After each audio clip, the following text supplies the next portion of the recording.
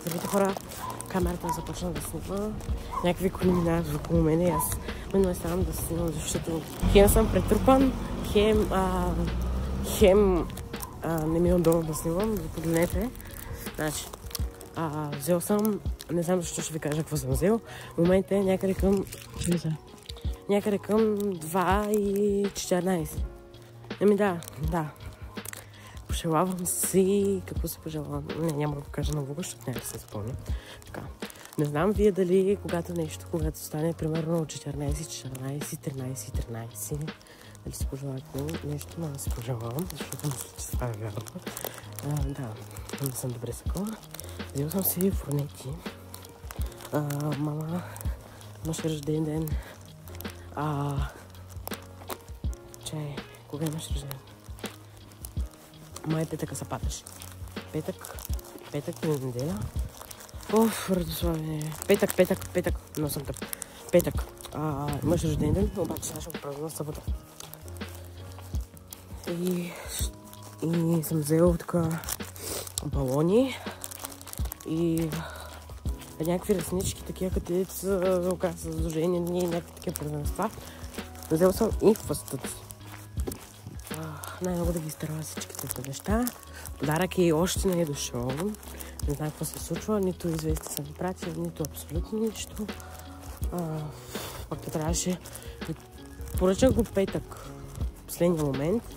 Вече такова ми излиза. Нали, вече искам да се попълня всички неща и като цяло да.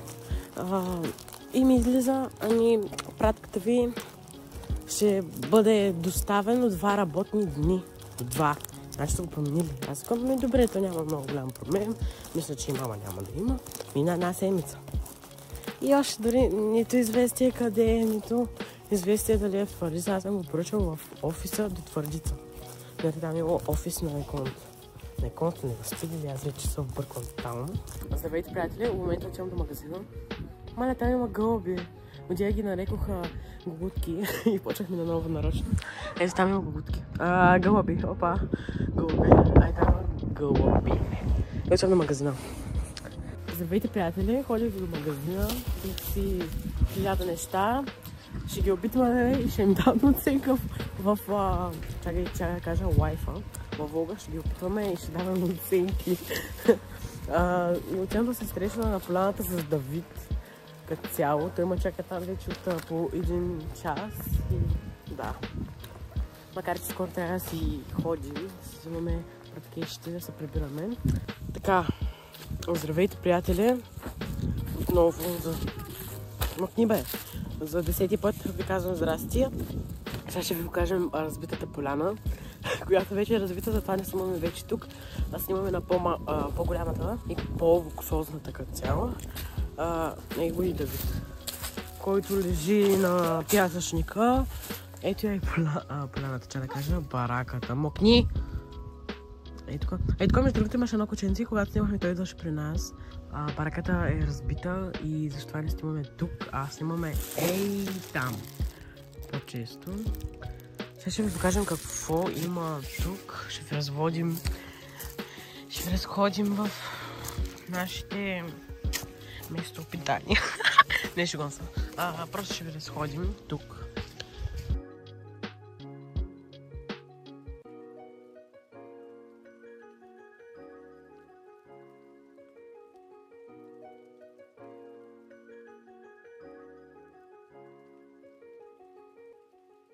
Ще тестваме снаксове доста.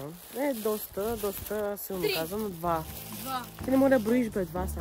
Доста хора от вас питат кога ще е новия епизод. И като цяло спамят съобщения. Новия епизод, чакайте доста време за него. Защото имахме технически проблеми. Но ще се постараем да бъде най-якият епизод до сега. Но като за съжаление този епизод ще бъде финал. Една ера приключи. Аз забравих да ви разходя тук. Но да, това е което исках да кажа. Оле, тук е пълно с вода. По принцип няма вода тук, не знам. Тато нали валеше дъжд и явно е пропуснало. Ето колко вип къща имаме. То не е къща, барака. Давид ме викаше преди малко, но аз го игнорах. Сега ще Какво? Гледай го сопаджията, къде се качи. Давиде, после няма как да излезеш. Давид, маймуната му вика ли? Това е много яко, това е издържливо. Еми, издържливо ще е то. Така хора, това е за сега. Сега ще ви снимаме как тествам. Ето тези снакс. Ето вижте, Давидчо. Да бе, питника, като паниш долу, ще видиш един питник. И ние с Давид сега ще тестваме. Аз нямам да тествам. Ами добре, то обясни. Защото не съм дала пари. Дала. Как не си дала пари? Дал пари. Ето ти аз Ако ще бях дам. дал пари, ще няма защо. Абе, ще ядеш бе, аз да не съм тук за 2 лева. Тук да ли го? Не знам, хора, може да ми се вижда и пръста, но ако се Тя вижда... описва тук да го сложиш. Да, и като пани на долния етаж, ще видиш, няма да го слагам, аз ще го държа на едно. Първо, програми, няма да казвам. Бай-байо.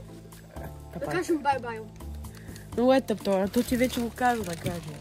Да, пробваме, то се разбава, пробваме за обане. С лук.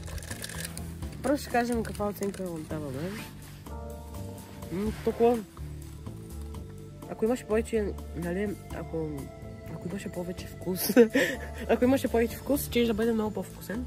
Но и така е вкусен, затова му давам 9 от 10. Ето го и Давидчо, сега и той ще пробва. Ай, пробвай бе.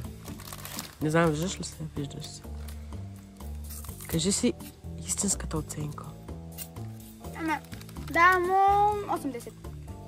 Ако имаш малко повече вкус, но лук ще е много. Да. Аз макар че не обичам лук, точно за заел байлото Да, е много вкусно, да. Аз много обичам. Ама полека бе ти ги сипат. Вижте къде сме отседнали, на какъв хубав хотел. На какъв хубав хотел. Мерси. Ние си направим реклама, а той направо го бърна като това. Това е много. Вкусно като чип. Калории 201. Колко? 201. Абе, от от 10 бета пак. Трудно ще ми дам 6. Много е парливо. Не е парливо изобщо, хора, много е вкусна, мен лично много ми харесва. Повечето хора го едат това, предпочитат тоя, отколкото оня сам дете с сол. Лото. Хора, според мен лично е много вкусен, не слушайте Давид. 8 от 10 е, Давид каза, че е много гаден. Не! Казах, че... Току-що каза, че е много гаден Казах, и че е му даде 6 от 10. Това, ако е хубава оценка, аз се гръмна. И така, хора, време е да си ходим. Първо Давид ще слезе, защото аз искам да снимам как слизам. Хора, Давид вече си тръгва. Той аз сега си тръгвам, обаче ще го снимам как слиза, защото ако падне да има нещо смешно за влога. Гледай, той баба пероните тук. Мама, ако види къде съм качила... Мама, ако гледаш този влог, жив съм. Мама. Еми, мама ма да го гледаш. Аз ако падна тук ще изрежа газове. Ми то затова ми може да минеш от другата страна, бе, пак. Това малко е за...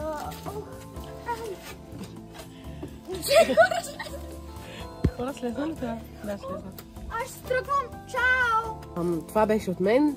Ако този влог ви е харесал и дори да не ви е харесал, лайкнете го, абонирайте се на канала и напишете някой хейт коментар. В момента слизам и няма да снимам, защото ако се пребия... Да, това е. Чао!